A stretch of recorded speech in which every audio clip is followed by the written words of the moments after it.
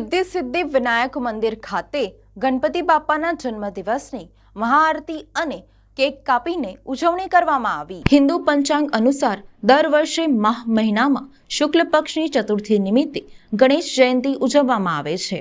આને મહાવિનાયક ચતુર્થી, ગણેશ ચતુર્થી જેવા નામોથી પણ ઓળખવામાં આવે છે। આ વર્ષે ગણેશ જયંતિ 13 ફેબ્રુઆરીએ ઉજવાઈ રહી છે। માન્યતા છે કે આ દિવસે ભગવાન ગણેશની વિધિવત પૂજા કરવાની સાથે વ્રત રાખવાથી વ્યક્તિની દરેક મનોકામના પૂરી થાય છે અને જીવનમાં સુખ સમૃદ્ધિ જળવાઈ રહે છે।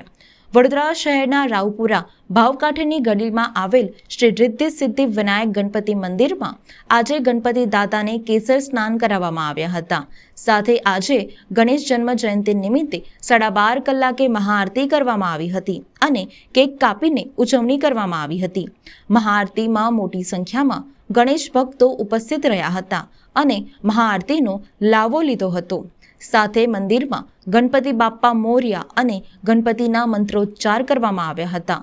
વધુમાં મંદિરના મહારાજે જણાવ્યું કે 2024 મંગળવારે ગણેશ જયંતિ આજે આ 25 વર્ષમાં એક આ સહયોગ એવો આવ્યો કે જેથી આપણે મંગળવારની ગણેશ જયંતિનો આ લાભ મળ્યો બધા ભક્તોને।